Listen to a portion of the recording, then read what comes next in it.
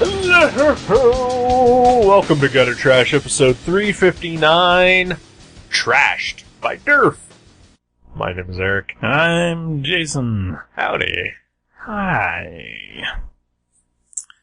Hi, buddy. Hi. So, is his name just Durf? It's Or is Durf, Back Durf. Is that? But none of that's his real name, right? Back Durf? Back Durf is? Yeah. But it's probably like Jeff Back Durf. Okay. Yeah, I believe. Yeah. Okay. But goes by Durf. That's his stage name. That's his nickname. Yeah. At least according to the previous book that we read by him on this show, My Friend Dahmer. Mm-hmm. That was what all his friends called him. His friend Dahmer called him that? Probably. And all their other friends who did not turn out to be serial killers. That would have been odd if it was like... He was the only one? Yeah, it was like John Wayne Gacy, Manson, and Dahmer and him were all just pals.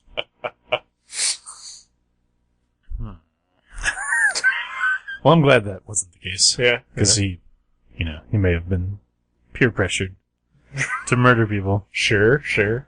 I can imagine that happening. Yeah. But luckily he just, he took a different path. Yeah.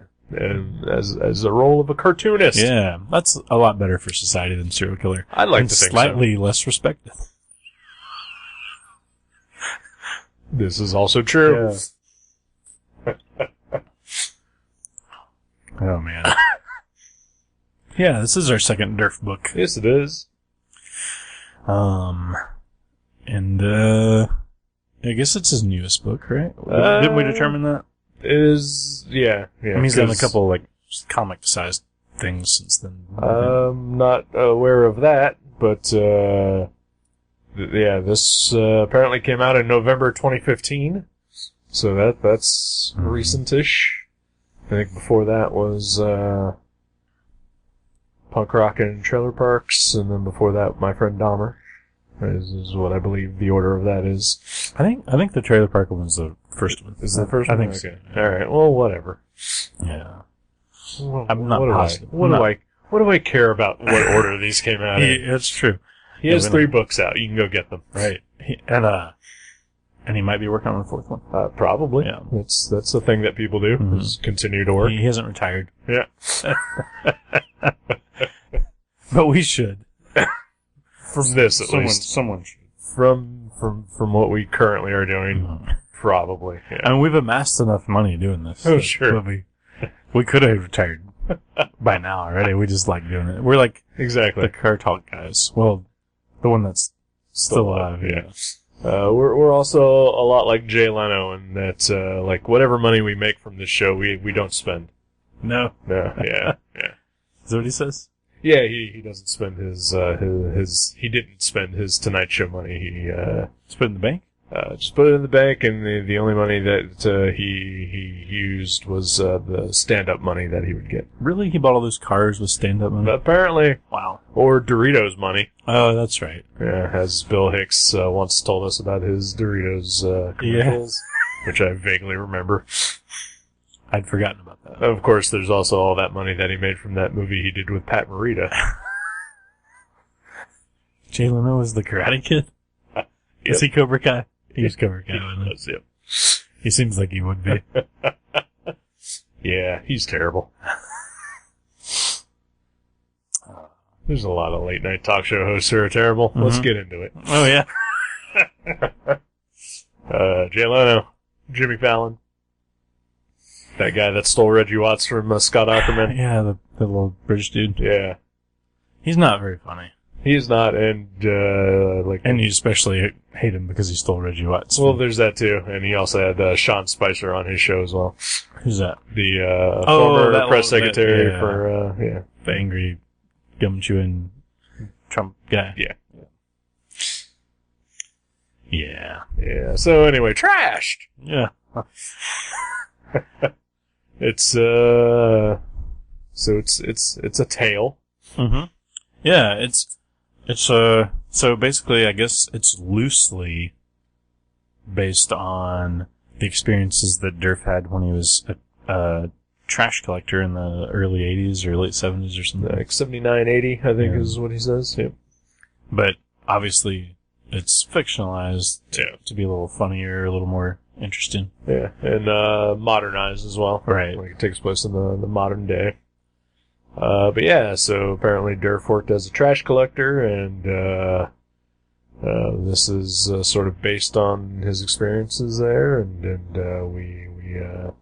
we learned, I think, what we all pretty much guessed anyway, is that it's kind of a nasty job. I thought it was glamorous. No, actually, I remember when I was a kid, this is probably really adorable, but I remember my brother saying, that when he grew up, he wanted to be a garbage collector. Oh, really? Yeah. And this was when we were really young. Mm-hmm. And his reason was that they only work 1 day a week. And to me, that's still like the cutest, most adorable thing. Yeah, it is. It really is. Oh my gosh. But as it turns out, they just go to different neighborhoods every day. Instead of just ours. Once a week. Because that is like kind of like how kids are. We're the center of the earth when we're a kid, you know. Yeah, it doesn't really change when you're older. Yeah. I mean, the knowledge changes, but the behavior doesn't. Exactly. So we realize now that, trash collectors work every day, but, we're still centered only on ourselves. Right. Yeah, exactly. I always thought that was cool. But yeah. So obviously he changed his mind at some point. Yeah. Yeah. Before he even got his first job. Yeah. Yeah, so trashed. Yeah, I don't know where to start with this. Well, I can start us. Okay, alright. It starts out with kind of it's like, when you watch a movie and there's a guy that is constantly getting things explained to him. Right. Just so the viewer can have them explained to him. So it starts out with, JB being a teenager and his mom making him get out of his room's pretty trashed and it's like trash everywhere and she tells him to go get a job. 'Cause he just dropped out of college. Dropped out. Yeah. And, she tells him that they're hiring as city, like, what is it? They had a special name for it, like city. Like it didn't specifically say trash collector. Right. It was just like working like for civil servant. Yeah, civic engineer or something. Yeah. I don't know. But anyway, so he gets the job and basically, he becomes a trash man and, through his eyes, we are kind of, we're given a view of that side of that occupation. Like what they see and do every day and what they have to deal with. Yep. And it's weird. It's like, this book it kind of reminds me a lot of Richard Linklater movies where there's not like, just like a story where, something needs to happen and like they're trying to make something happen and it happens or it doesn't. It's more like just follows him around in his like kind of daily life. It's more akin to a slice of life type of comic. Yeah. But it is about a specific subject. And, in addition to all that, we also get, a lot of facts and figures about trash and, consumption and, waste disposal. Right. And, there is a lot to take in. Yeah. And a lot to try to remember, and I'm gonna say right now, neither of us do. I think we get the major impression of it, though. Oh yeah, that we throw away too much stuff. We throw away way too much stuff, and it never ends. And it never goes away. It never goes away. It's somewhere. Yep. Yeah, they talk about landfills and how long that stuff stays there, and how they're kind of like carted away from the city, like our landfill in Dayton is, kind of on the outskirts of Dayton. It's like towards Moraine. Yeah, I used to work right across the street from it. Yeah. Yep. The TV station where I worked at was pretty much right there. Right. And I can tell you for sure that on a hot Sunday night in the summer, that smells good. It's amazing. Yeah, I bet. And also there was a prison there too. So just the best of all worlds. Wow. TV stations, prisons, and landfills. Yeah. I know there's a park, I think I want to say I can't remember which one it is. There's a park around here that, is built on an old landfill. No. And, stuff seeps up, Yeah. through the soil. Some, kids are running around barefoot in this park, sometimes playing, falling down, dropping their sandwiches, eating them. We're a gross society. Ooh, we are. We're horrible. So, throughout the entire book, and it's weird that you sort of picked this book, because, a week beforehand, I had actually watched a video, on YouTube, that was about, something totally related to this, and I kept thinking about it throughout the book, and at the very end, he actually mentions the exact same thing that I had watched. Oh, yeah. And it's that, I want to say it's, Scandinavia, that they have invented a way where they... Oh, yeah. Burn it to gas or yeah, something. basically. And then they can use the gas to power stuff. Yep. Yeah, that's smart. Yeah, and I think they can get rid of 93% of all their waste through that. Wow. Yeah. It's that's amazing. Right. And we'll never do that. Nope. We are just going to live right on top of all that shit. It'll surround us and live under us, and we'll jettison it. Yep. Yeah. Yeah. It's kind of gross. But there is character development in this there book. is. Yeah. JB goes through all this shit, at the very beginning. He's picking up bags that are, falling apart, and maggots are falling all over his shoes, and just all kinds of wet, hot garbage and dog shit and everything. And he's, horrified by it all, but he slowly starts to become desensitized to it. Yeah. As he is, deeper and deeper into the world of the trash collector. Yep. And, I think the main purpose of this book, other than to, feed the reader, all these facts about garbage and everything, and just sort of make you realize, what horribleness we all have in store for us. But it also does a lot to, honestly, we know that people come up to pick our trash up and throw it away to some place where we never have to look at it again. Right. But, we never think about, the people who actually do it. Oh, yeah. Right. And this book really illustrates that, A, they're just regular dudes, and also how much crap they have to put up with. Oh, my gosh. Just aside from the garbage portion. Yeah. Oh, yeah. Not even just the trash, but there's so many things they have to deal with, people trying to sneak crazy heavy stuff into the... Right. engine parts and things, and... Yep. They have to lift all that and throw it into their truck, and they've got to do it throughout horrible weather conditions. Oh, yeah. The heat of the summer, the blizzards. They're hanging off the back of the truck in the winter. Right, yeah. Crazy shit. And then, they also have to deal with just anybody who works for a large company, they just have to deal with corporate bullshit, and then middle management, and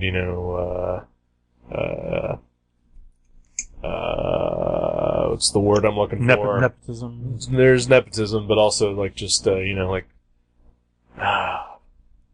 delegating, just people deciding who get an assignment, and then they're hey, you do it instead. Yeah, right. Yeah, because there's all these municipal waste jobs in this book where some of them are re-erecting gravestones that have fallen over, right. or cleaning out ditches and all these different things, mowing public land, right, and stuff like that. But then the guys that have to just grab garbage, hot garbage, and toss it around for 8 hours a day. Yeah. There were numerous times throughout this where I was horrified. Yeah. By the prospect of having, putting myself in the position if I had to do this job. Yeah.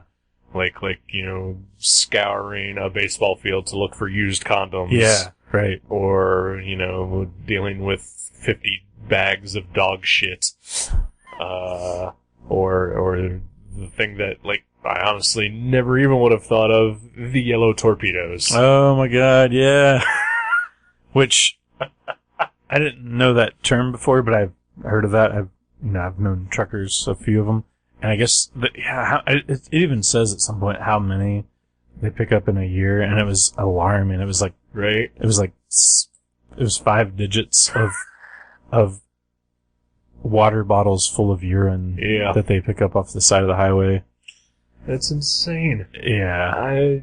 And they said, like, people would be mowing, and they would destroy them accidentally, not seeing them, and splash all over their face while they're mowing, and just, it's so horrible. Yeah. People are fucking monsters. Yeah. And we don't even think about it, too. It's not like the guy doing that is probably like, I'm gonna fuck somebody's day up. He's just like, man, I'm driving this truck and I gotta get there, or I'm gonna not make enough money, just gonna pee in this thing, and, I don't know why they don't just throw them out when they get to the truck stop or whatever, but. Or, wait till they get to the truck stop and pee in a toilet or a urinal. But they might be driving for like 10 hours straight or something. But, that's horrible. But not even that, but it's just like, with regular trash, how it's just like, like we don't think about it. Like, we're just like, oh, here's this. Yeah, as long as it's in the can, it's right, gone. exactly. Like, I'll just put it out in the trash, they'll collect it, and, like, I never have to think about this again. Right. It's like, oh, my newborn baby just shit all over, these towels. Yeah. Like, I'll just throw that out. Yeah. Luckily, I don't have to touch it anymore. Yep. Huh. Yeah. Huh. So this book is a horror comic. So we're kicking off October right. Right. It is horrific because, it's just, it's pretty, it's not like overly gratuitous, but just enough that, you can like, your mind fills in the gaps. You're like, oh, I can smell that. I can hear those maggots writhing around. Oh my god. All that The stuff. maggots thing. I distinctly remember, like, I think I was in the 6th grade or something like that, and I was on my way to school, and my dad asked me to, like, throw out the trash, like, while I was, because, it was right outside, and I was walking to class anyway. Sure. And, like, I opened the lid of the trash can, and there were just maggots crawling all over the inside of the lid. And, like, I can see it right now as I'm telling you this, and, like, That's was horrifying. Oh, yeah. Yeah, it is alarming. Man, yeah. And like, so like in like the first 3 or 4 pages of this book, like, JB, the character, like we say, his mom is like forcing him to get a job. And, like, he literally calls and gets the job, like no interview, no nothing. Yeah, they're like, come on in. Yeah, he's just a warm body, like that was slightly willing to fill the position. Oh, yeah. And, like, that's one of those things where, like, like, I don't like my job, but, like, I also realize that my job is fucking cushy. But, like, if I were to lose it and I needed something, like, I would never think to become, like, a trash collector. Right. Because, part of it is, like, well, it's gross, and then also, like, I'm better than that. But, like, at the same time, like, if you're super desperate, like, clearly... Oh, yeah. You could just call and get that job, no matter what. You could walk in that day. Right. Well, the thing is, too, like you just said, like, that is, like, unfortunately, it is the way people think that, it's such a shit job, you just associate the person with shittiness. So you're like, I wouldn't want to, I'm, like you said, I'm better than that. And like, I'm not, like, attacking you. I'm just saying that's what everyone. No, yeah, exactly. And like, there's a scene in the book where JB is at a diner taking a break or something for lunch, and he sees this girl, Beth, that he went to school with, and he hadn't seen her forever. And like, he says like, hey, you want to go out sometime? And she's like talking to him, and then she's like, what do you do now? And he's like, well, I'm a trash collector. And she's like, oh. And he also smells horrible. Yeah, he smells bad. Yeah. But I mean, he could have been at a punk rock show. Sure. But that smells like garbage. Yeah. And she, Durf probably knows that. Right? He's been to both. And so she's like, never mind. She like stops talking. And like, that is like a stigma, you know, like here these people are out doing this punishing daily routine. Right. And then the thanks they get is, and they're doing that for everyone. Yeah. And then the people just like shit on them and just think they're low and. Right. And, I mean, they're also kind of invisible. Like, I mean, we see, the results. We see the results, but we see trash trucks, like, occasionally. But, like, usually when the trash pickup day is, like, we're at work. Right. So, like, we leave the can out, and then, like, magically the trash inside disappears, and then when we get home, we bring it back to the curb. Right. Or, like, me, like, I live in an apartment building, so I just have a dumpster. Mm-hmm. And, like, they come at, like, 4:30 on, like, a Tuesday. So, like, I'm just waking up, and they're gone by the time, like, I even, know that it's there. Yeah, I usually hear them in the morning. Right. I never even see them. Because I'm still at home when they come, but. Right. And, so,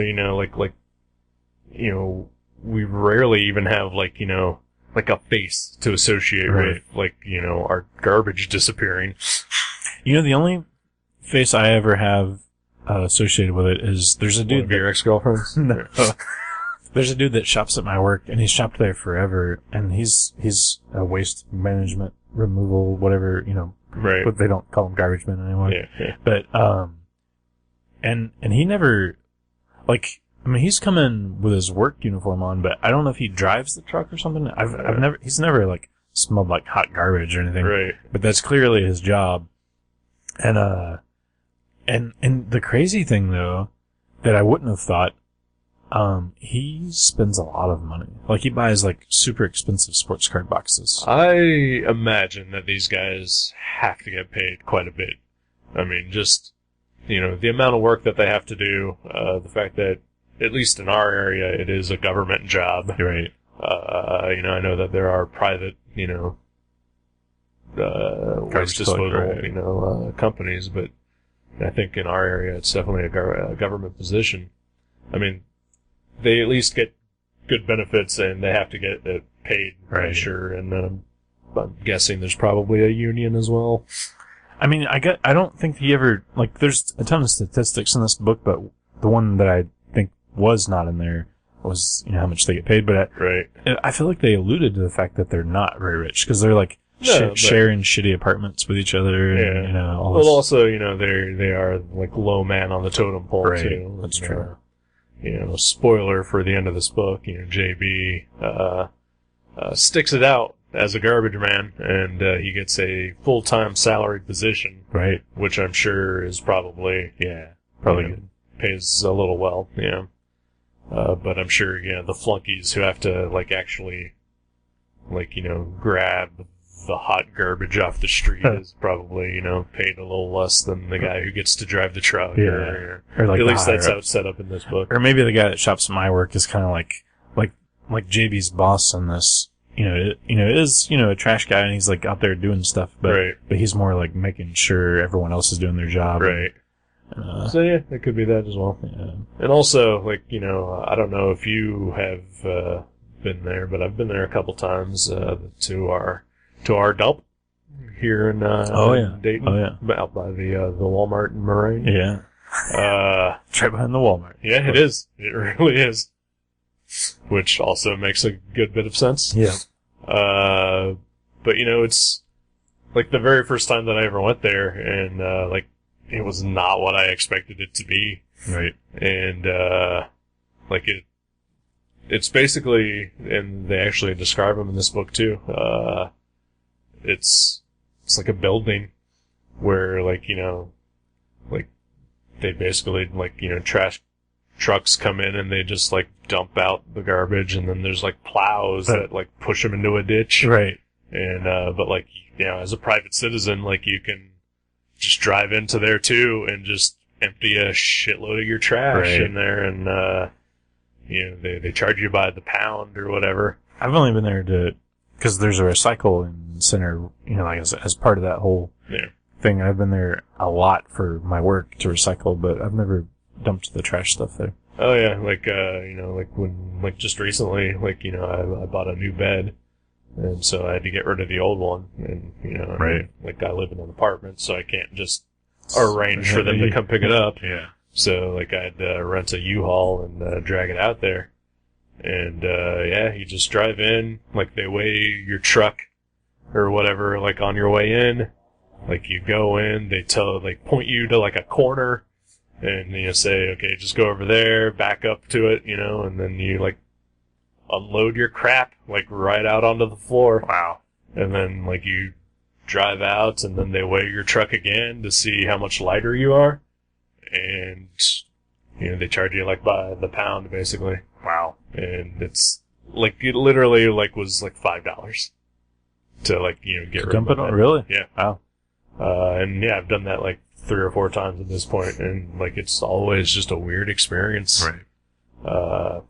Because a couple times I've been there like early in the morning, and like every space was like pretty much open. Like there's a couple people there like dumping stuff, but then like one time I went there like 4 o'clock in the afternoon, and it was like you pull in and then there's just trash.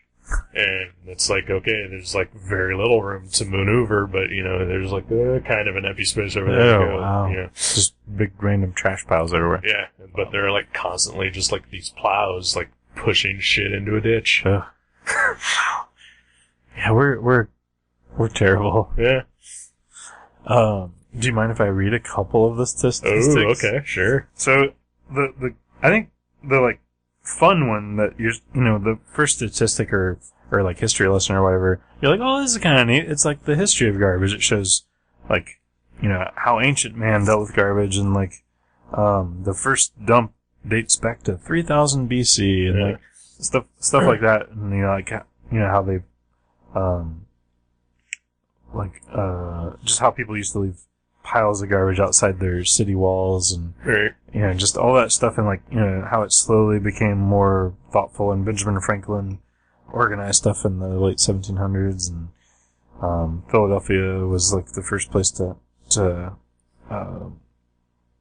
have a sanitation or whatever, but then it gets creepier. Like when you find out stuff like it says, the EPA, the Environmental Protection Agency's records show that in 1960, each of us tossed out 2.7 pounds of garbage after recycling. Is that daily? I think that's daily.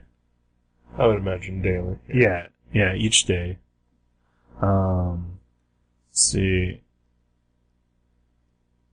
Let's see, where does it say today's? I'm trying to find today's. Well, it says they haven't analyzed it since 2012, but they said,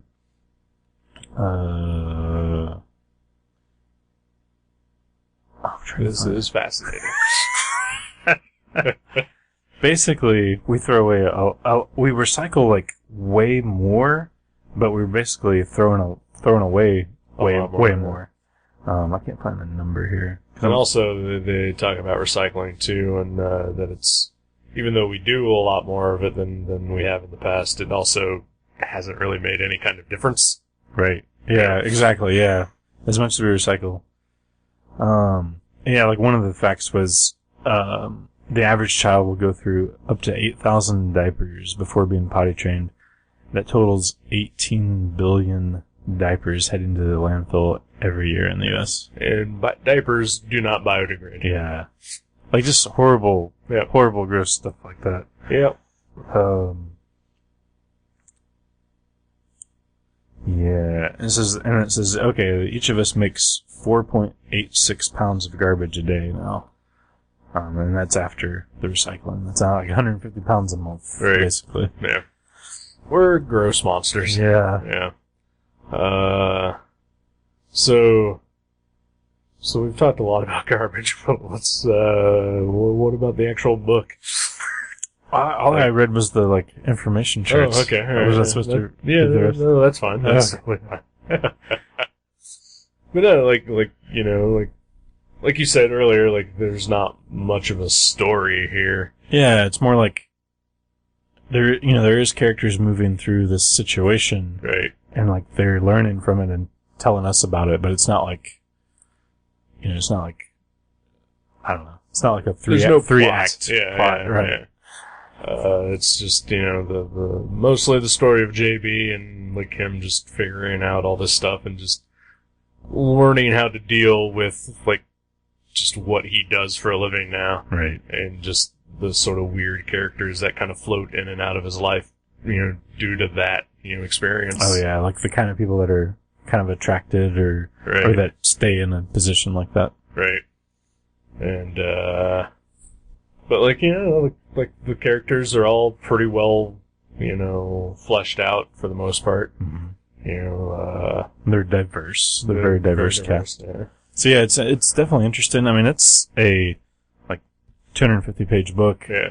And I flew through it, and I was really disappointed when it was over. Yeah. I wish there was about another 100 pages of it. Right.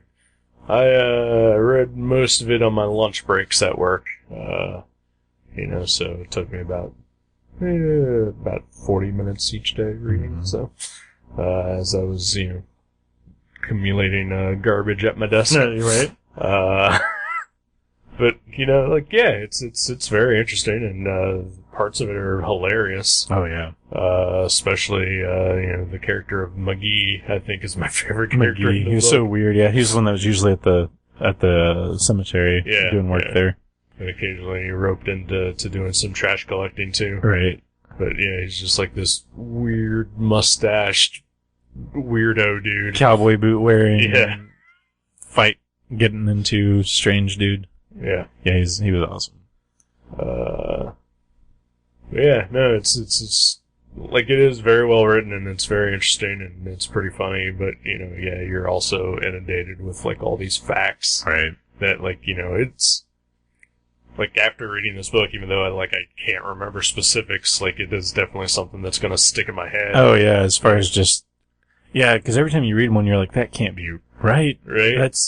That's 10 times as much as I thought it would be. Right. Yeah. But yeah, learning all about the dumps and what happens to them when they close, because eventually they get full, and how they there's literally no way to 100% contain them. They've put all these different layers of different things to prevent seepage and runoff, and they've never found a way to 100% contain it. It's always leaking horrible things into the soil, and then there's just the fact that even though there's certain things that we as citizens can do to sort of help by recycling, by not throwing away electronics or batteries or stuff like that, or chemicals, and yet we do anyway because we're just it's easier. It's just easier, and we're just ignorant monster fucks. Yeah. Yeah. We're just, and I'm not, ecologically minded myself, I'm I've always been one to sort of rush to, you fucking hippie kind of, attitude. But even that just sort of, it's oh man, we are just fucking ourselves. Yeah, I mean, I recycle, but even like it says in here, I mean, whatever you do, it's probably not enough. Right. Just because of just how much trash we accumulate and how much waste there is out there.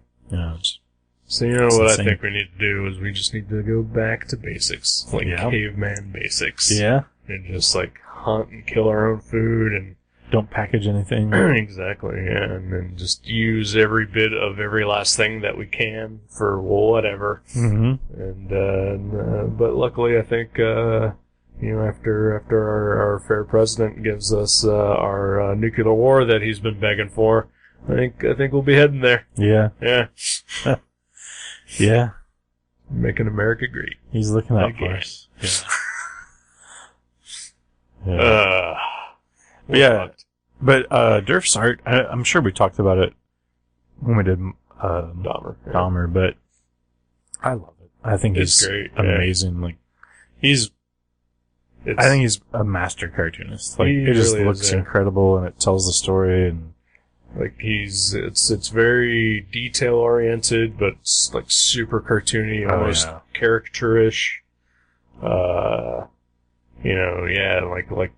But at the same time, like it's not overtly flashy or anything like that. Like it tells the story it needs to. Yeah, it's like a much less exaggerated Peter Bagg. Yeah, definitely. And I love that. Like I like Peter Bagg, but to me sometimes like it's a little too exaggerated. Like it just kind of like it's kind of kooky or whatever.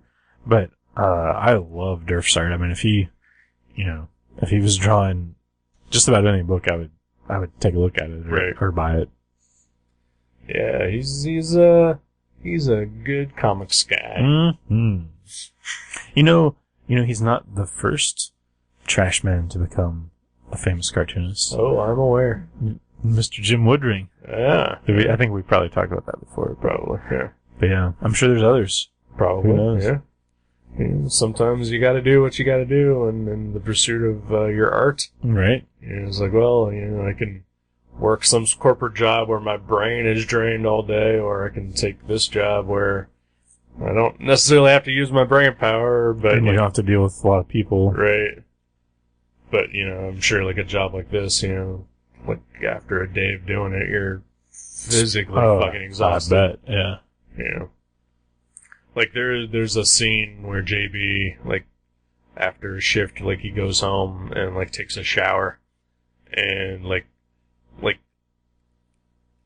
in that moment, like reading that panel or series of panels where he's taking a shower, like I felt like, relief. How he must have felt, like just like washing all that shit off of him. Yeah. Just like with the hot water, just pouring over you, getting rid of the filth. Right. Like I felt that. Yeah, you're like, oh, finally. Right? And I mean, clearly that is, a tribute to the kind of storytelling that Durf can pull off. Yeah.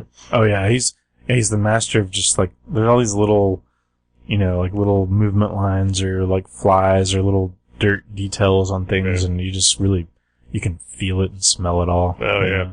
Like when various characters get like pelted with shit. Oh yeah. You're just like, oh god. Yeah. Yeah. Yeah, it's not like a cute way, it's not like, some adorable, cute version of like, I don't know, Mother Goose and Grimm, like where the litter box is stinky. Yeah. And I mean, I love Mother Goose and Grimm, but I mean, it's just, it's like, you can, it's very visceral. Right. But it's not, like I said before, it's not overly gratuitous. Like, there's never just like a big pile of steaming maggots. Right. You just like kind of see the edge of it or something, and you're like, oh. Yeah. So, if you got the stomach for it, I definitely recommend this book. Yeah, it's very good. Very good. And also, you'll learn a thing or two. Yeah, and if you're smarter than us, you may retain it. Sure. Yeah. Or put it to use. Possibly, yeah. I know I won't. You've seen how I live. We're all trying in our own way. I guess some of us could try a little harder. Sure. Yeah. I'm sure we all do. Yeah, recycle, folks, and quit wasting so much stuff. Yeah. And that includes me and you. Yep. Alright. So, Trashed. Yeah. Thumbs up. Very good. Yeah. I look forward to whatever he does next. And his, I guess, My Friend Dahmer, the movie, is doing very well. It's winning some awards. It's not officially out yet, but it'll be in, people seem to enjoy it. It'll be a wider release in theaters next month. Yep. So maybe people should check it out. Check it out, or just go read the fucking comic. Oh yeah. I hope that movie does help the sales of his books and makes him, not. I don't care if he's a millionaire. I mean, I'm just saying, like, I hope he sticks with comics. Like, he can afford to do it. And right. I'm sure he can, and I'm sure, just to license the book, I'm sure he got a healthy check, That's good. But it's also like an independent feature, and not a ton of big stars or anything. Yeah. I think like some like Disney mega star guy is like playing Dahmer in it. Oh wow! But like that's like the really only real name in the movie. Wow. So that's funny. Yeah. But I look forward to seeing that. And, you know, still love that book. I guess I look forward to seeing that. Like, you know, I read a book on Dahmer when I was in high school. Sure. But I couldn't imagine ever having a shred of interest in anything Dahmer related post that. Right. Other than the comic book. Right. But I'm kind of thinking about seeing the movie just because it's based on the comic. But, sure. But I would have no interest in just a movie based on Dahmer. Sure. Like, no interest at all. But you've read the book. But I've read the book. Which you enjoyed. But I've enjoyed it because it's a comic. Right. Well, you also enjoyed it because it was good. I mean, it was good. And because it wasn't what you thought it was going to be. No, exactly. It was, if you haven't listened or read the book, it's not like, you know, it's not like a gratuitous play-by-play. No, Yeah. it's about, you know, Jeffrey Dahmer growing up as a teenager, like, Yeah. and just basically seeing, like, you know, just what kind of person he was to become the serial killer that we all know that Jeffrey Dahmer was, and the circumstances that lead up to that, but not him, like, you know, killing people and eating them. Right. You know, it's just sort of realizing that, oh, like, we all could know a serial killer just because we have, like, a weirdo friend that we kind of make fun of. Right. But, like, you know, he's really going through a lot of shit that we Right. all could have prevented. I just heard very recently about a cartoonist that murdered his girlfriend.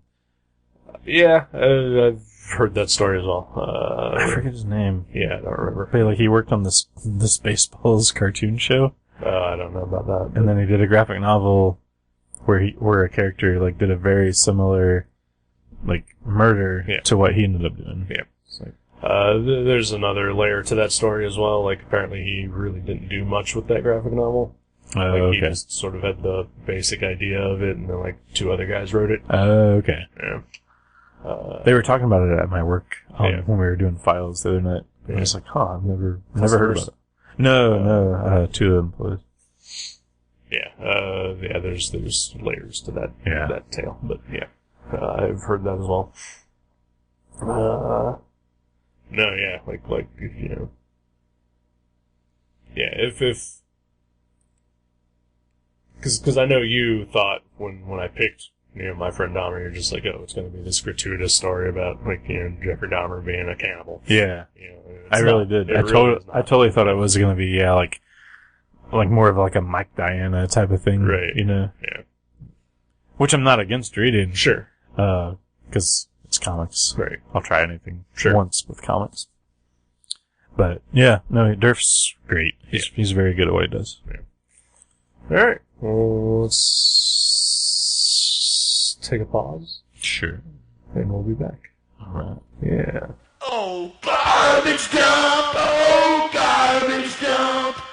Why you call the garbage dump? Garbage dump! Oh, garbage dump! That sums it up in one big lump.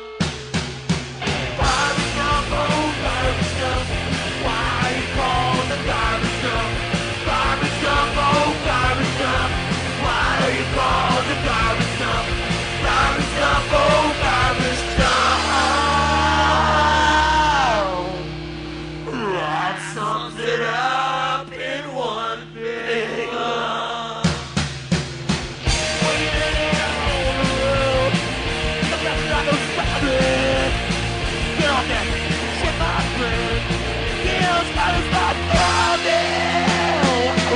garbage dump, oh, garbage dump. Why you call the garbage dump? Garbage dump, oh, garbage dump. Why you call the garbage dump? Garbage dump, oh, garbage dump.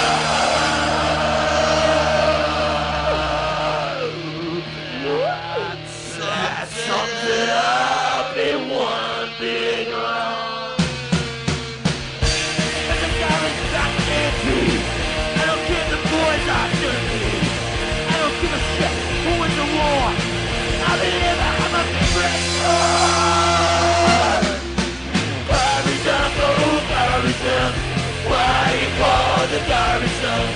Garbage dump, oh, garbage dump. Why you call garbage dump, oh, garbage dump. That sums it up in one big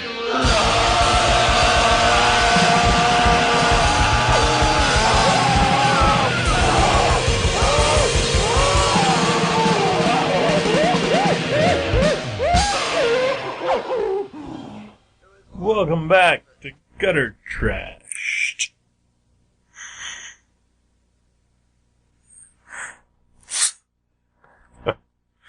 I do not enjoy that. Oh. Yeah. So I actually met Durf yesterday Oh, yeah? for the first time ever. Nice. It's kind of weird. Yeah? Do you have him sign this book? No. Why not? Thought about it, but I ended up buying Punk Rock and Trailer Trash. Is that what it's called? Punk Rock and Trailer Parks. Trunk Park and Trailer, man. Yep. I bought that one. Yeah, Punk Rock and Trailer Parks. I bought that one from him because that's the only thing that I hadn't read, and he did a sketch of Joey Ramone inside of it for me. It's pretty great. Yeah. So yeah, I just had him sign that one. I was like, maybe if I see him again, I'll take this one and have him sign it. But I'm looking forward to reading that one because I really like punk rock. Sure. Who doesn't? A lot of people. Oh, yeah, that's right. But he was really nice. We talked actually for a while about, because there was nobody else at his table, and I just lingered until somebody else showed up. Actually, it's funny, when I walked up, there was a girl there.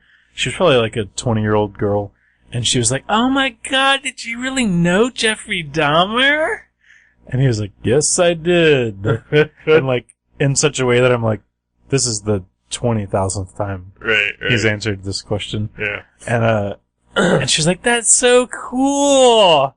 She's like, "Me and my mom we're really into serial killer stuff and serial killers." And he's like, "Oh, I know the type." And she was like, and he's like, "Yeah, you should go see the movie. It's coming out, next month." And then she left, and he just kind of he didn't visibly shrug or sigh, but you could tell he was just like, ugh, Right.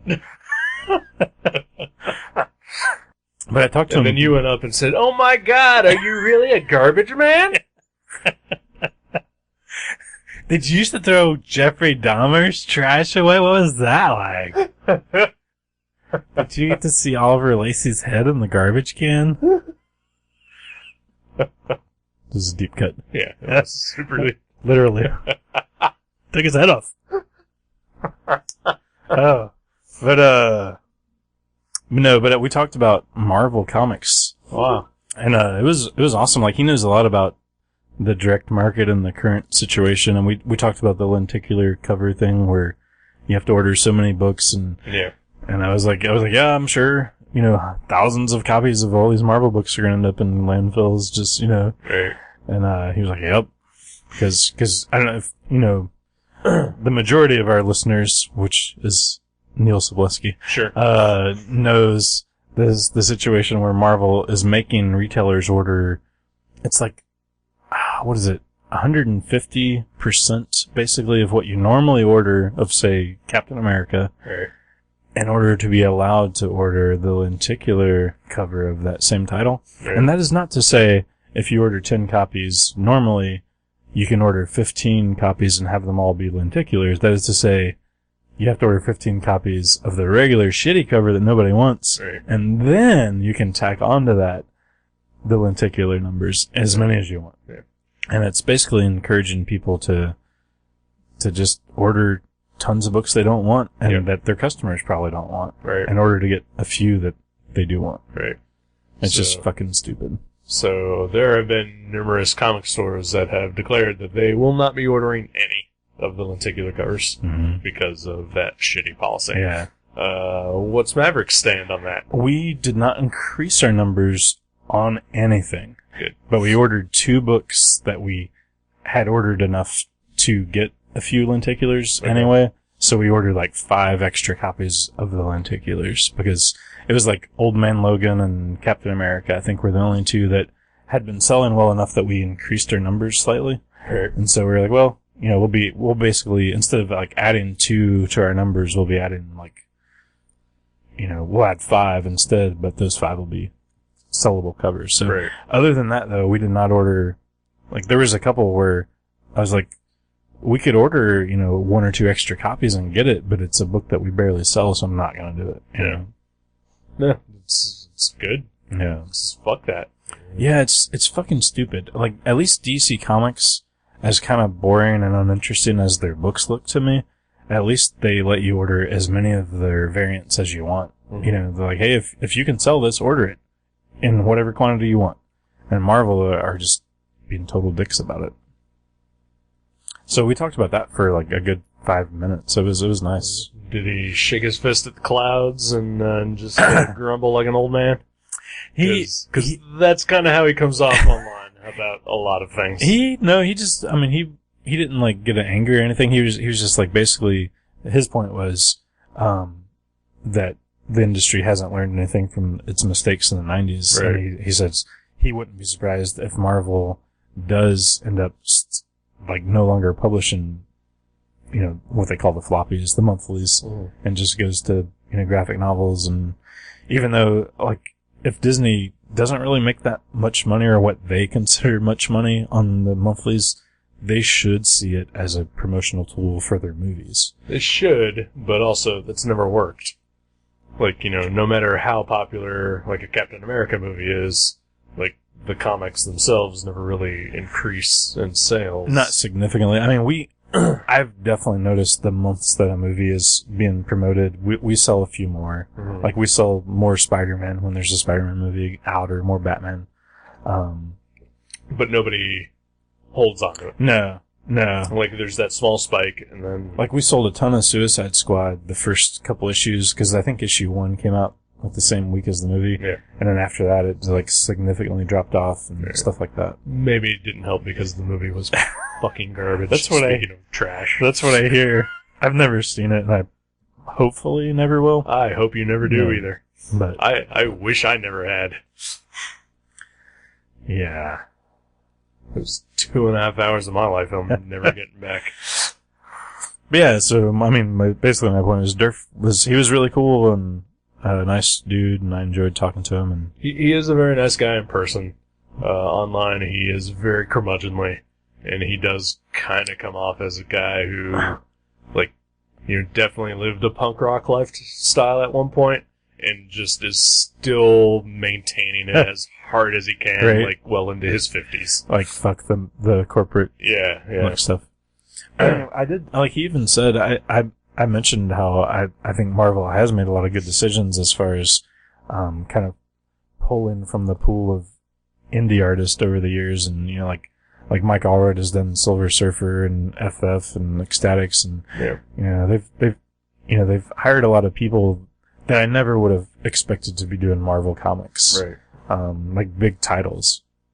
And I think that's a smart move, but, so at least, I don't know, for a corporation, at least they're trying to find something cooler as opposed to just hanging on to the old school forever. Sort of. But, you know, they still do event after event after event after event after crossover after crossover. Yeah, it's terrible. And, you know, I heard they're doing a weekly Avengers book coming up. that is the first I've heard of it. Yeah, That's okay. that could be bad. Sure. Because DC did all those terrible weekly events, and like the first 2 weeks always sells pretty well, Right. and then the other 50 don't. Right. Yeah. I don't. Yeah. Whatever. Fuck the man. Yeah. I mean, you know, sometimes Durf isn't wrong about what he's talking about. Sure, yeah. Yeah. But yeah, there's definitely a lot of stuff both Marvel and DC could be doing, I feel, that you know, would probably help, but they just don't. Mm-hmm. And then, like, you know, you do have things where, like, you know, they made Captain America a Nazi, and, you know, like, they're, like, in total denial that, like, that may have actually hurt them somehow in the long run, but, you know, they're also doing their best to just sort of like, oh, that never happened, what? Yeah, I mean, it was just unbelievable because there's no way, like, an esteemed American, like, icon or position in America would be held by someone who supports Nazis. I mean, that is it's crazy. It's so... I mean, it's fiction. Yeah. I mean, it's crazy. Would you call it, like, fake news? Fake news, maybe? Or something? Sort of. I mean, it's not really news, but right. Yeah. So where did you meet Durf? I was, at CXC, Cartoon Crossroads Columbus. Where's that at? Columbus. Ohio. Okay, alright. And you were there with me. What? I didn't meet Durf. You've met him before. Yeah, that's true. You didn't talk to him at all? I did not. Okay. I couldn't remember if you went over there. I was sort of waiting towards the end of our day there to go around spending money, because I did want to buy a copy of Punk Rock Trailer Parks for myself. But by the time that we got around to me being willing to spend my money, he was at a panel. Yeah. And then we got tired. Yeah, I mean, that's the thing about conventions is, I mean, okay, sometimes you can find books, like I saw a couple books that were there for sale, that aren't out yet. Mm-hmm. And like, that's cool. Right. Or there's also like the chance to get them like sketched in or autographed. Right. But yeah, I mean, if I was going to buy his book, I probably wouldn't buy it at a convention unless like he was there to sign it or sketch it. Yeah. Do a little drawing or whatever. Yeah, because I waffled. I was like, well, I mean, like, there is somebody there at his table. Like, You could buy it. I could buy the book, but, like... You might even convince her to draw something in it. Sure. But she had nothing to do with it. Right, yeah. So, yeah, like, I wanted... Yeah, part of the point of, like, buying stuff at a convention to me is to, like, buy it directly from the person who made that thing. Mm-hmm. And at least get them to sign it. If not, It's always a bonus when they, I don't want, like, could you draw something? Yeah. This? But, like, if they You're always do hoping it, they do. yeah, then, I'm totally into that. I'm always a little disappointed when they don't, like, at least, like, I mean, even, like, we met Chip Zdarsky, and even he drew, like, little hearts or something. Yeah, Like, I mean, even that was like, hey, that's cute or cool. But, like... Well, like, Chip Zdarsky signed my, hardback, Just the Tips book. And, he drew, like, cum stains in it. And, I mean, that was far beyond anything I expected. Right? Oh, that's awesome. When they don't do a sketch, I wouldn't say I'm disappointed. Maybe I'm a little disappointed. But it's not like I'm like, how dare they not sketch it? Right, yeah. But I'm always like, oh, okay, he didn't sketch it. That's cool, I guess. I'm not disappointed when that doesn't happen. 'Cause it's not, It's not expected. It's not expected. It's not required. really the time of the place. And, like, if there's people behind you, like, Right. At least me, when I'm standing in a line to meet a creator, like, I'm just like, okay, like, there's people behind me. I really don't want to take up as much time as Right. possible. Some people don't have that, right. That forethought. But, like, I will say this, like, Evan Dorkin was there. And I had a book for him to sign. And I've met him like 4 or 5 times now in the past and had him sign stuff for me then. And he usually does draw like a little sketch, like in everything that I've had him sign. It's like a head sketch or whatever. Yeah, just like a milk of cheese. Right, yeah, or just like, like a little head and then like, them saying something funny.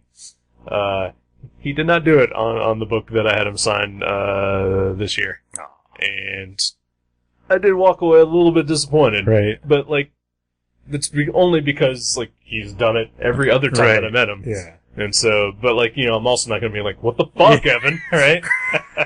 I know, the sketch that Durf did for me, I mean, it's like huge. Yeah. Like, it takes up the majority of the page that he sketched in, and he, like, inked it. I mean, it's, like, nice. Yeah. And so the book was $16. And I handed him a 20, and I was like, he was like, oh, I'll get you some change. I was like, oh, I'll just keep the change. I mean, I was like, for doing a sketch. And he's like, no. He's like, no, the sketches are free. and he like found the $4 and gave it back to me. But I was like, I would totally have been happy to pay $4 for that sketch. Yeah. I mean, that was a $20 sketch. Right, yeah. So, yeah. And that's super awesome. Yeah. And also, yeah, like, you didn't ask for it. You No. didn't expect it. And luckily, like I said, nobody else was there at his table, so that's probably why he took the time. Because, I mean, I don't know. Like I said, I've never met him before, so I don't know if he always does that. Right. But it was a pretty detailed sketch, so. Yeah. And like, Chip Zdarsky was there as well, and he was signing first thing when the convention opened, and there was only a couple people in front of us, and they got sketches from him, and I guess he was doing those for free as well, and he was doing like full, like they were giving him like blank Sketch comic covers, right? And like even with characters he's not associated with. What was he doing? I didn't see it. He did a Darth Vader on a Star Wars cover. That's awesome. Because I know that when he does like some bigger conventions, like he charges, like his usual thing is like, if you pay him $20, he'll draw anything that you want. If you pay him $5, he'll draw anything he wants. Which I think is a super awesome policy. Oh yeah, I would totally go for the $5. Yeah, so would I. Darth Vader is a hard character. Yes, just it is. to draw out of your mind too. Yeah, And there's a lot going on there with that mouth and right, like proportions of the weird helmet thing. right. Yeah, that's cool. How do you do that? But yeah, I mean, but like, so Matt Fraction, Chip Zdarsky, and Kelly Sue DeConnick were all there, and you and I went to their panel, which was at noon, and then right after they had a signing, and so me and our friend Neil got in line for Fraction and Kelly Sue, and it was kind of a clusterfuck, because I think what happened was, like, right after the panel, like, basically everyone who was attending that panel just, like, rushed to their tables. Right. And so there were a lot of people online.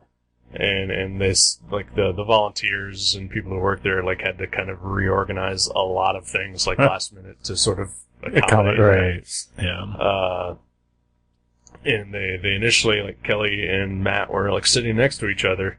And so people were, like, in line. They went up to Matt to get something signed, and they sort of formed a new line for Kelly.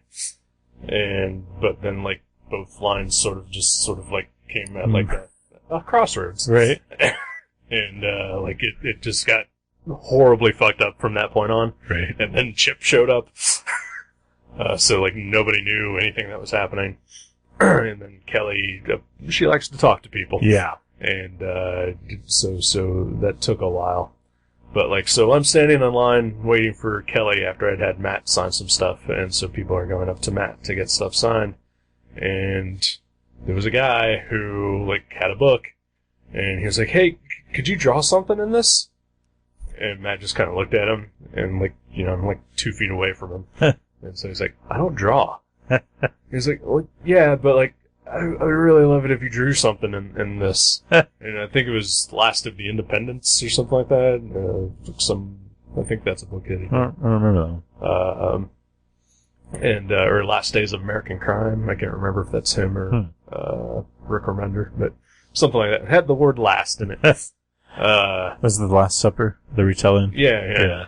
But it was a trade. And, like, so Matt, like, had signed, like, the cover page or whatever, and, like, there's, like, the inside front cover was blank, and, the guy was like, "I would really love it if you drew something." I was like, I don't draw. Like, literally, I cannot draw a thing. Like, I'm a writer. And the guy was like, "I just would really love it if you drew anything. Like, I don't care. I just want you to draw something."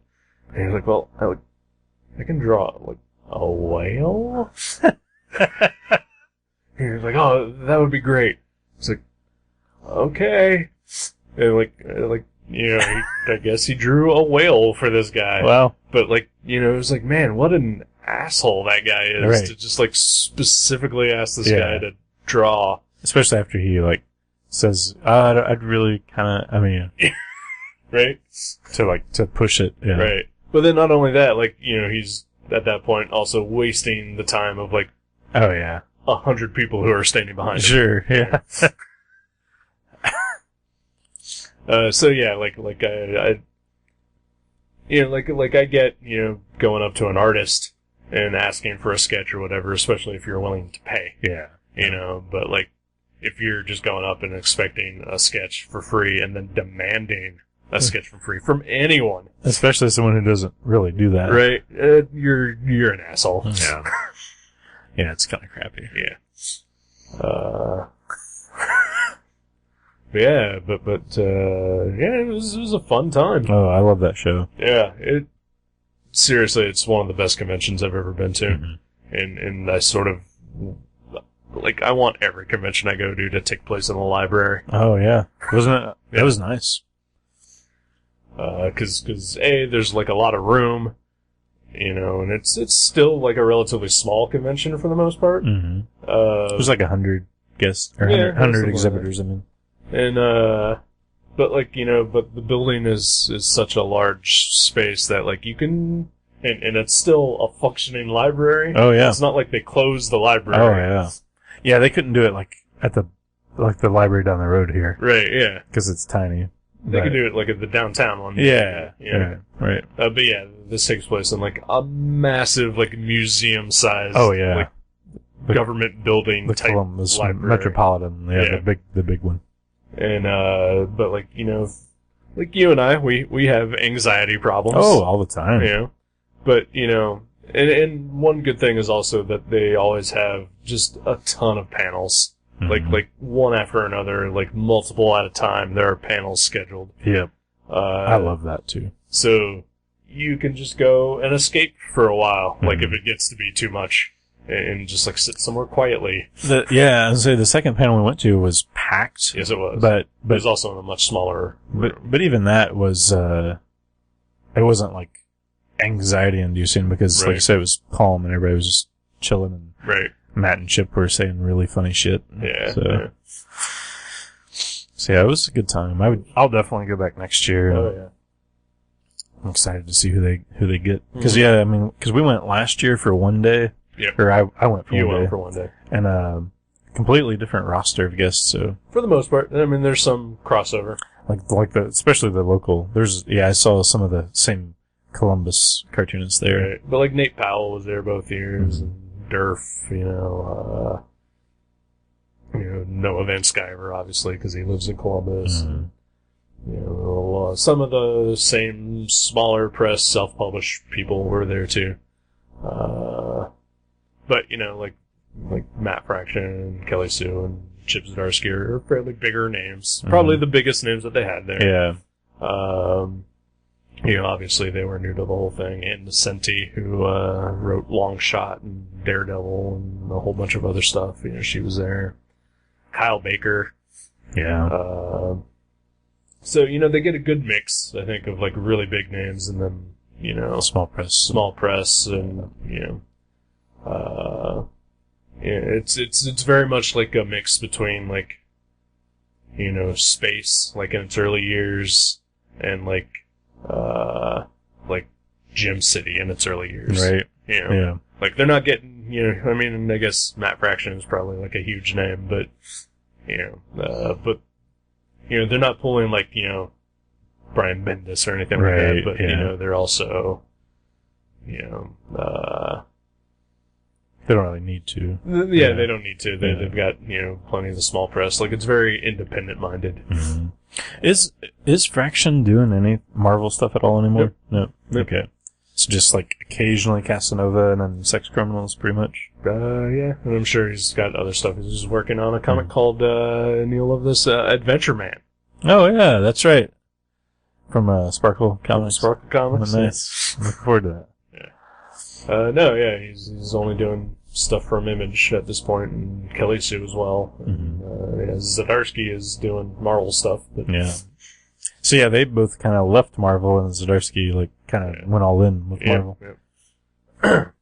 Sell out. Yeah. But, I mean, there were two different panels with both those guys. And I mean, there was some interesting stuff that they mentioned. It was like, Zdarsky at least, he's like, because of Sex Criminals, like, you can send this kid to college. He can, right, and also, like, he was like, Marvel keeps offering me work, and I turn down most of it. Yeah. And, like, they don't understand why. They're like, this is so weird. Right. We'll pay you, like, tens of thousands of dollars. Right. Yeah, that's great. I'm really stoked. I mean, that is cool that he actually wants to do some of these characters, especially Right. like these little known characters like Howard the Duck and Spider-Man and Right. these little the obscure ones. right. But no, yeah, he's awesome. I think he's one of my favorite writers currently working in comics. Yeah. But no, yeah, it was a fun show. And, you know, I know I didn't buy a ton of like, you know, small press stuff, but I bought a few, you know. And, I went home with more than I expected to. right. I think, you know, I probably would have bought more, but you know, I was just like, I should probably not blow my entire wad. You know? I should have followed your suit there. I think I spent like $70, and I was expecting to spend like 30, Right. maybe 40. I spent about $60-$70 as well. Yeah, but also There was a lot of good stuff. there was a ton of good stuff. Yeah. I will say the majority of what I spent though was on one book. Yeah. So you know, I did buy a $40 graphic novel Wow. there. So Oh yeah, you bought yeah. some book that we might talk about later. Yeah. But no, yeah, it's a fun show, and you know, like I know last year you and we went. They had a thing at the museum across the street where they had like an exhibit up for like a resident artist, and then they also had the Seth and Ben Catcher Oh yeah, that was great panel. Yeah. We didn't do anything like that this year. Like we pretty much stayed in the museum for the most part, but Yeah, they had a lot going on yeah. in the museum. Well, you know, like they had the two panels that we really wanted to go to. Or the library. Yeah. Like, not the And, cause yet again, another trip to Columbus, without getting a chance to go to the Billy Ireland Cartoon Museum, but we'll make it. yeah, we will. But like, yeah, there were two panels that we wanted to go to, and then like, you know, I did literally spend like 40 minutes in line waiting to get Kelly Sue's autograph. Right. You know, and then like, by the time like the second panel we went to ended, like I was like, I haven't even walked around to look at anything yet. Yeah. And so it's like, that's gonna be at least an hour of doing that. Right. And then by the time like we would have finished, We'd have like half an hour at the most Right. at the museum. That's, yeah. and then by the time we left anyway, it was only like 4:30, and there just clearly was not going to be enough time anyway. Right. So, but I mean, it's a really laid back show, and there's lots of interesting things, and it's a great show. Oh yeah, I love it. I'm so glad that Columbus has become this like comics mecca. Yeah, It's amazing. it's pretty awesome. Yeah. Yeah. Have you? I mean, it's only been relatively a few hours since we've done this, but did you read anything? Yeah, interesting already? I read like about half a dozen books that I bought last night. Yeah, there were some good ones. I didn't read anything that I'm like, man, this is my new favorite thing. But I bought some stuff by people I'd never heard of, and I read some of those, and they were good. And, but probably my favorite thing that I read, I didn't even show you this, I don't think, because it was like one of the last things I bought while you were looking around, and I was talking to the guy at Kilgore Books.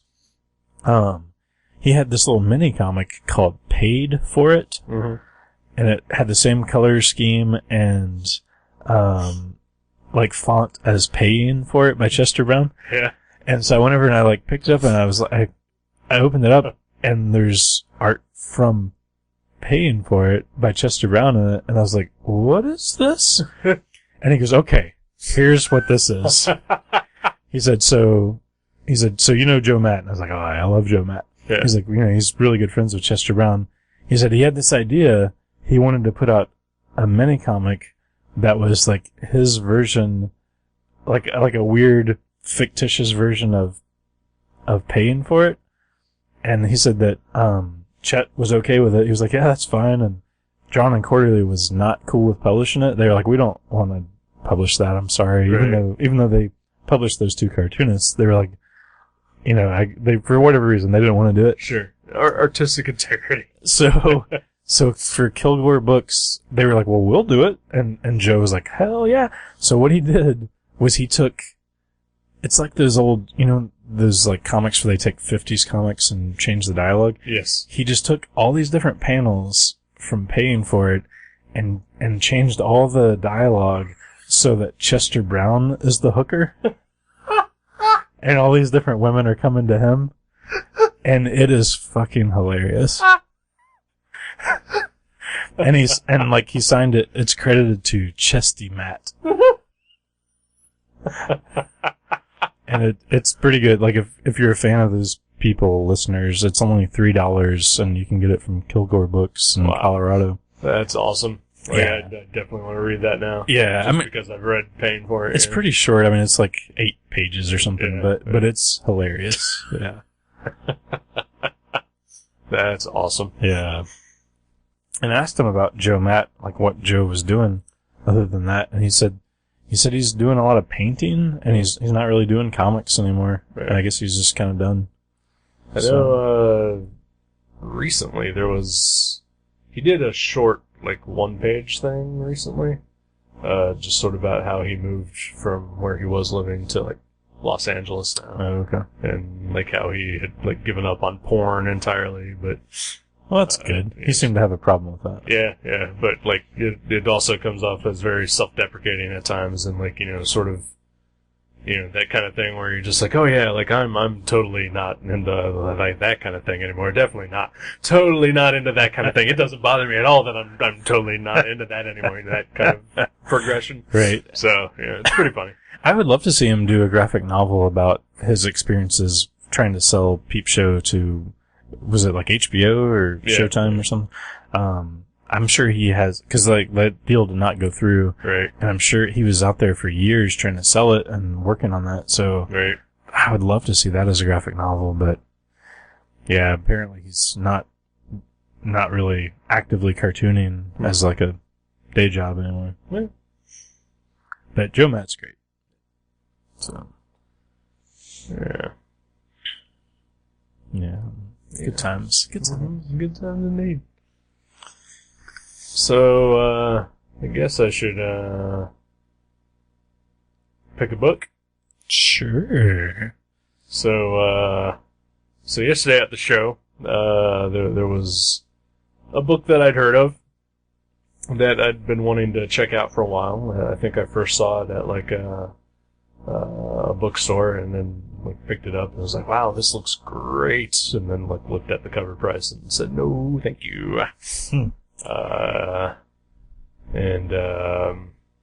And then you wound up mentioning it, like, not too long ago, I think. And, I was like, oh yeah, like, I totally want to read that. You mentioned it again yesterday, and that creator was there at the show. Oh, yeah. And, for whatever reason, you and our friend Neil, like, decided that, like, well, she possibly couldn't have any copies of it for sale there because it's sold out.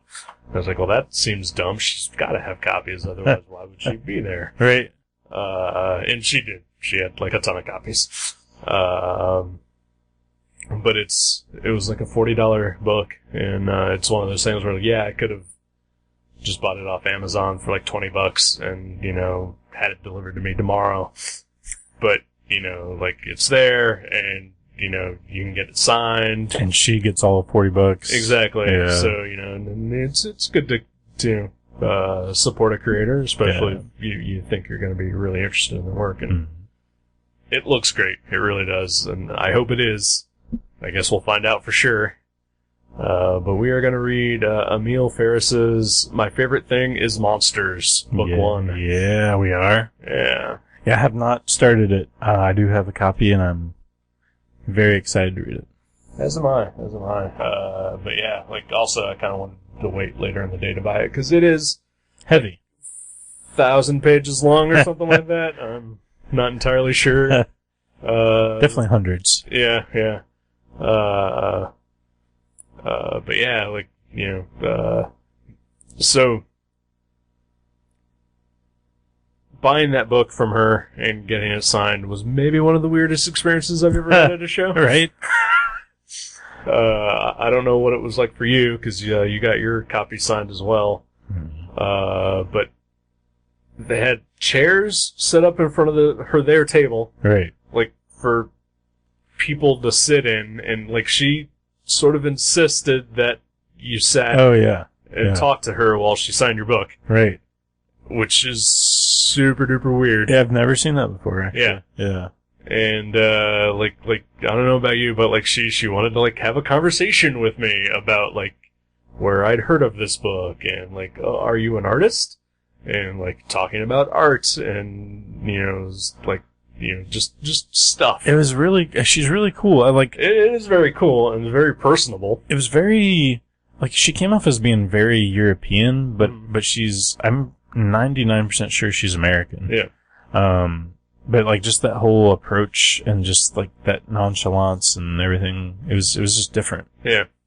Like, it was definitely not anything that I have ever seen before or ever expected. Rob Liefeld had me sit down across from him, and he talked about art with me and sure. held my hand. Yeah. I mean, that was in my mind, but it did happen. Yeah, just like the time you French kissed Chris Ware. Right? Oh, those were the days. Yeah. But no, yeah, that was just, it was bizarre to me. And Yeah. Like not in just like, what the fuck is this? You know, it was just like this is different. This is very different. Yeah. It was like, I'll do this. Yeah. But like, I don't understand entirely why this is happening. I mean, maybe, you know, maybe she's tired of, like, straining her neck to look up at people. Who knows? Yeah, who knows? But yeah, it was pleasant. Yeah. And I guess it was her husband or somebody that was there with her. Husband or boyfriend or something. Yeah. Like, I know that she told me that they both, they connected with each other over their shared love of cross-hatching. Oh, wow. Was that Rob Liefeld? The guy with the Yep. beard? Yeah. I didn't recognize him. I look forward to reading that book. No, it was not Rob Liefeld, because it's artful cross-hatching. Not artless filling in space cross-hatching. Right. So you think they'll have Liefeld in that next year's show? It's entirely possible. Yeah. Hopefully not. But then again, fucking Tony Moore is going to be at our local super tiny show. That is so weird. Yeah. Yeah. I mean, he doesn't live that far from us. I mean, like hour and a half probably Something, though. But it's just weird because it's super weird. They've never had a guest that's not from just like the area. Like there's never been a guest bigger than you or me. Like, at the show. There might be, I don't know, maybe. I mean, a local legend, maybe, but never anyone, like, more successful or popular than us. I think there was a guy that did some, like, some sort of Archie something or other. Dan Parents. Yeah. But, I mean, you know. Or not Dan Parents. You know who. Craig Boltman? Was it Craig Boltman? Yeah. I don't know. But yeah, Tony Moore, I was like, wow, that's crazy. That's a huge name. Yeah. I mean, he hasn't done anything in like 10 years, but it's still a huge name. He's done like Venom or Deadpool or something, hasn't I think that was like 10 years ago. Was it? Yeah. Yeah, what is he doing now? Nothing. I mean, I seen a cover by him recently, but... He had a spite con that he sold, because I guess he was out of spite. I don't know. Well, that's good. Yeah. Or maybe he's just saving up his spite. For the Jim and Dan show. Jim and Dan show, yeah. Well, yeah, I'm definitely going to be there in some capacity or another. I'll be there to buy dollar books. And hopefully with Tony Moore there won't be any lines in front of the dollar books. That's true. Oh, yeah. What if there's lines in front of the dollar books? Yeah. Who knows? Maybe they'll put them out in the hall where all the other shitty artists go. I think you go... I think they said they're putting them back where they did like the gaming corner before, and they're gonna have like a bank style wraparound thing. So because they expect a crowd for him, I would imagine. Yeah, people like zombies for some reason still. Yep. I know that. Did they know George Romero's dead? Right. Like this is not a thing anymore. Nope. Zombies are over. Yep. Too bad they were over long before he was dead. Right. Yeah. My favorite things is Monsters. Yeah. A title that I am proud to have remembered the full exact title of. Because I kept calling it, like, All I Like is Monsters. Everything I love is Monsters. Right, yeah. I can't believe it's not Monster. Well, yeah, check it out, people. Yeah. And All right. We'll be here again sometime. Probably. Yeah, maybe. Probably after we read that book. No, that'd be good. That's a good idea. It seems like a good I like idea. that. Yeah, I like this Let me just gameplay. jot that down. Okay. All right. All right. Goodbye. See ya. Thank you for listening to Gutter Trash. You can subscribe to the show from guttertrash.net or from iTunes and leave us a review. Visit guttertrash.net for email information and for other podcasts and websites in the Gutter Trash Network. Thanks again for listening, and we'll see you next time.